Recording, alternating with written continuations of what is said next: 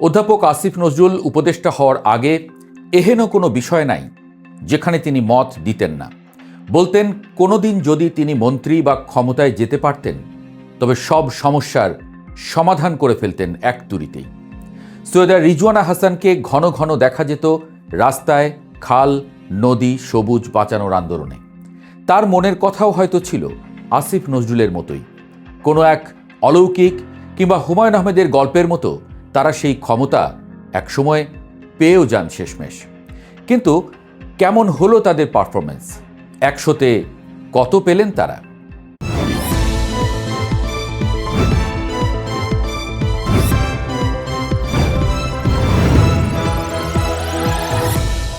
লাখো মানুষ আওয়ামী লীগকে তাড়িয়ে শেখ হাসিনার জায়গায় অনেকটা জোর করেই বসালো ডক্টর ইউনূসকে।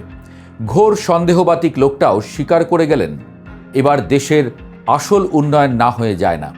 কিন্তু 1.5 বছর পর এসে মানুষ মত দিচ্ছে মিশ্র। অনেকে বলছেন মোটামুটি ছিল ইউনূস সরকারের পারফরমেন্স, অনেকে তো 100-তে 0 দেওয়ারও পক্ষপাতী। যা হোক, বিশ্লেষণ কি বলে দেখা যাক। ক্যালেন্ডারের পাতায় তখন 2024 সাল। শেখ হাসিনা সরকারের পতনের পর যখন নোবেলজয়ী অধ্যাপক মোহাম্মদ ইউনূসের নেতৃত্বে অন্তর্বর্তী সরকার শপথ নিল, তখন আকাশচুম্বী প্রত্যাশার পারদ ছিল মানুষের মনে। আজ ক্যালেন্ডারের পাতায় 12ই ফেব্রুয়ারি 2026। ঠিক আজই অনুষ্ঠিত হচ্ছে জাতীয় সংসদ নির্বাচন। গত প্রায় 18 মাসের শাসনামল শেষে যখন ইউনূস সরকার বিদায় নেবার পথে, তখন স্বাভাবিকভাবেই প্রশ্ন উঠছে, ইতিহাসের এই সন্ধিক্ষণে তারা কি সফল নাকি ব্যর্থ? সরকারের পক্ষ থেকে বারবার 3টি মূল লক্ষ্যের কথা বলা হয়েছিল: রাষ্ট্রের সংস্কার, জুলাই গণঅভ্যুত্থানের মানবতাবিরোধী অপরাধের বিচার এবং একটি অবাধ সুষ্ঠু নির্বাচন আয়োজন। নিজেদের তারা সফল দাবি করতেই পারেন, কিন্তু বিশ্লেষকদের খাতা কলমের হিসেবটা মিলছে না সব জায়গায়। অর্থনীতিতে কিছুটা স্বস্তি ফিরলেও সামাজিক নিরাপত্তা আর মব সংস্কৃতির কালো ছায়া এই সরকারের অর্জনকে অনেকটাই ম্লান করে দিয়েছে বলে মনে করেন বোদ্ধারা। শুরুতেই আসা যাক সংস্কারের প্রশ্নে। সরকারের দাবি, তারা যে গতিতে সংস্কার কাজ এগিয়ে নিয়েছেন তা বাংলাদেশের ইতিহাসে বিরল। রাষ্ট্র সংস্কার সহ বিভিন্ন ইস্যুতে মোট 11টি কমিশন গঠন এবং পরবর্তীতে জাতীয় ঐক্যমত্য কমিশনের মাধ্যমে রাজনৈতিক দলগুলোর সঙ্গে সমঝোতা, সব মিলিয়ে একটি কর্মযজ্ঞ আমরা দেখেছি। অন্তত 30টি বিষয়ে দলগুলো একমত হয়েছে, যার মধ্যে 4টি প্রশ্নে আজ নির্বাচনের দিনেই গণভোট অনুষ্ঠিত হচ্ছে। আইন উপদেষ্টা ডক্টর আসিফ নজরুলের মতে এত কম সময়ে এত সংস্কার অভাবনীয়। কিন্তু মুদ্রার উল্টো পিঠও আছে। ট্রান্সপারেন্সি ইন্টারন্যাশনাল বাংলাদেশ টিআইবির নির্বাহী পরিচালক ডক্টর ইফতেখারুজ্জামানের মতো পর্যবেক্ষকরা মনে করেন সংস্কারের এই প্রক্রিয়াটি ছিল অনেকটা পিক অ্যান্ড চুজ এবং অ্যাডহকিজমের শিকার। অর্থাৎ যা সুবিধাজনক মনে হয়েছে তাই ধরা হয়েছে, আর যা ঝুঁকিপূর্ণ তা এড়িয়ে যাওয়ার চেষ্টা করা হয়েছে। বিশেষ করে শিক্ষা ও প্রশাসনের অনেক গুরুত্বপূর্ণ জায়গায় সংস্কার কমিশনই গঠন করা হয়নি। আবার যেখানে কমিশন হয়েছে, সরকারের ভেতরেই একটি অংশের কারণে তা পথভ্রষ্ট হয়েছে।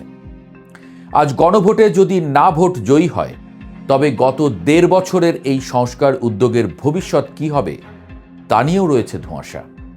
সরকারের দ্বিতীয় প্রধান এজেন্ডা ছিল বিচার। জুলাই গণ অভ্যুত্থানের বিচার নিয়ে মানুষের আবেগ ছিল তুঙ্গে। ট্রাইব্যুনাল গঠন হয়েছে, বিচার কাজ চলেছে। এর মধ্যে সবচেয়ে বড় খবরটি এসেছিল গত বছরের 17ই নভেম্বর।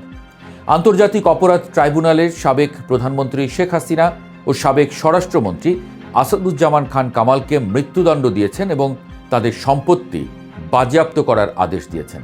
এমনকি সাবেক আইজিপি চৌধুরী আবদুল্লাহ আল মামুন রাজসাক্ষী হয়ে 5 বছরের সাজা পেয়েছেন। পরিসংখ্যান বলছে জুলাই অভ্যুত্থানে হত্যার অভিযোগে 837টি মামলার রেকর্ড করা হয়েছে, যার মধ্যে 45টি মামলা ট্রাইব্যুনালে বিচারাধীন। কিন্তু এই বিচার প্রক্রিয়ার স্বচ্ছতা নিয়েও প্রশ্ন তুলেছে আন্তর্জাতিক মহল এবং মানবাধিকার কর্মীরা। ঢালাওভাবে হত্যা মামলা, যেখানে সাংবাদিক, শিক্ষক থেকে শুরু করে সাধারণ পেশাজীবীদের আসামি করা হয়েছে, তা বিচারের মূল চেতনাকেই প্রশ্নবিদ্ধ করেছে। ডক্টর ইফতেখারুজ্জামানের ভাষায় এটি শেষ পর্যন্ত বিচার নাকি প্রতিশোধ, সেই বিতর্কের জন্ম দিয়েছে। সরকার চাইলে এই ঢালাও মামলার সংস্কৃতি এড়াতে পারত, কিন্তু তারা তা করেনি। ফলে প্রকৃত অপরাধীদের বিচারও ঝুঁকির মুখে পড়েছে বলে মনে করছেন অনেকে। তবে ইউনূস সরকারের সবচেয়ে বড় ব্যর্থতার জায়গা হিসেবে চিহ্নিত করা হয়েছে আইনশৃঙ্খলা পরিস্থিতি এবং মব কালচার বা সংঘবদ্ধ সহিংসতা নিয়ন্ত্রণ করতে না পারা। গত ১.৫ বছরে মানবাধিকার সংস্থাগুলোর জন্য এক আতঙ্কের নাম হয়ে দাঁড়িয়েছিল মব জাস্টিস। দেশের শীর্ষস্থানীয় ২ পত্রিকা প্রথম আলো ও ডেইলি স্টার ভবনে হামলা, মাজার ভাঙচুর, সাংস্কৃতিক কেন্দ্রে আগুন এসব ছিল নিত্য নৈমিত্তিক ঘটনা। গত ১৮ ডিসেম্বর রাতে যখন পত্রিকা অফিসে ঘণ্টার পর ঘণ্টা হামলা চলল, তখন সরকারের নীরবতা মানুষকে স্তম্ভিত করেছিল। সরকার কি তবে কোনো বিশেষ গোষ্ঠীর কাছে জিম্মি? বিশেষজ্ঞরা বলছেন এই মব কালচারের পেছনে থাকা অতি ক্ষমতায়িত শক্তিকে ম্যানেজ করতে সরকার চরমভাবে ব্যর্থ হয়েছে। শুধু তাই নয়, গত ১.৫ বছরে বিচার বহির্ভূত হত্যাকাণ্ড এবং কারা হেফাজতে মৃত্যুর মিছিলও থামেনি। অধিকারের তথ্য মতে অন্তর্বর্তী সরকারের প্রথম ১৪ মাসেই অন্তত ৪০টি বিচার বহির্ভূত হত্যাকাণ্ডের ঘটনা ঘটেছে, যা মানবাধিকার ও নতুন বাংলাদেশের স্লোগানের সঙ্গে বেমানান। সংখ্যালঘুদের নিরাপত্তা ইস্যুতেও সরকারের ভূমিকা ছিল প্রশ্নবিদ্ধ। বারবার হিন্দুদের বাড়িঘরে হামলা, ভালুকায় পিটিয়ে হত্যা কিংবা হিন্দু ব্যবসায়ীদের খুন হওয়ার ঘটনায় সংখ্যালঘু সম্প্রদায়ের মধ্যে তীব্র আতঙ্ক সৃষ্টি হয়েছে। যদিও সরকারের পক্ষ থেকে বারবার বলা হয়েছে এসব ঘটনা ধর্মীয় নয় বরং রাজনৈতিক। সরকার এও দাবি করেছে যে তাদের আমলে ২টি দুর্গাপূজা শান্তিপূর্ণভাবে হয়েছে, কিন্তু মাঠ পর্যায়ের বাস্তবতা আর পরিসংখ্যান সব সময় সরকারের দাবির সঙ্গে মেলেনি। মানিকগঞ্জে বাউল শিল্পী আবুল সরকারকে গ্রেপ্তারের ঘটনা কিংবা সুফি মাজারগুলোতে লাগাতার হামলা প্রমাণ করে অসাম্প্রদায়িক বাংলাদেশ গড়ার যে স্বপ্ন ছাত্র জনতা দেখেছিল তা হোঁচট খেয়েছে বারবার।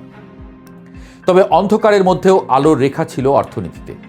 অর্থনীতিবিদ ডক্টর দেবপ্রিয় ভট্টাচার্যের মতে অর্থনৈতিক স্থিতিশীলতা ফেরানোর ক্ষেত্রে সরকার তুলনামূলকভাবে সফল। দায়িত্ব নেবার সময় রিজার্ভ যেখানে $14 বিলিয়ন নেমেছিল, আইএমএফের হিসাব অনুযায়ী তা এখন $28 বিলিয়ন বেশি। ব্যাংকিং খাতে সুশাসন ফেরাতে দুর্বল ব্যাংকগুলোকে একীভূত করা এবং বিদেশে পাচার হওয়া অর্থ ফেরাতে শ্বেতপত্র প্রকাশ এসবই ছিল সাহসী পদক্ষেপ। অর্থ উপদেষ্টা ডক্টর সালেউদ্দিন আহমদের দাবি অনুযায়ী অর্থনীতি এখন স্থিতিশীলতার পথে, কিন্তু এই মাইক্রো ইকোনমিক সাফল্য সাধারণ মানুষের বাজারের থলেতে খুব একটা স্বস্তি দিতে পারেনি। মূল্যস্ফীতি এখনও 8% উপরে, চালের দাম না কমায় খাদ্য মূল্যস্ফীতিও ভোগাচ্ছে সাধারণ মানুষকে। পরিসংখ্যানের জিডিপি আর রিজার্ভের গল্প দিয়ে তো আর পেটের ক্ষুধা মেটানো যায় না, আর তাই সাধারণ মানুষের কাছে অর্থনৈতিক সাফল্যের দাবিটা কিছুটা ফিকে মনে হতে পারে। নারীর নিরাপত্তা এবং স্বাধীনতার প্রশ্নেও এই সরকারের আমলনামা খুব একটা সুখকর নয়। খোদ প্রধান উপদেষ্টা ডক্টর মোহাম্মদ ইউনূস গত বছর নারী দিবসে উদ্বেগ প্রকাশ করেছিলেন, কিন্তু পরিস্থিতির উন্নতি হয়নি। উল্টো নারী সংস্কার কমিশনের রিপোর্টকে ঘিরে নারীদের উপর আক্রমণ এবং বিভিন্ন বিশ্ববিদ্যালয়ে হেনস্থার ঘটনা ঘটেছে। ডক্টর ইফতেখারুজ্জামান একে আখ্যায়িত করেছেন নারীর সমতার ক্ষেত্রে ইতিহাসের সবচেয়ে বড় ধাক্কা হিসেবে।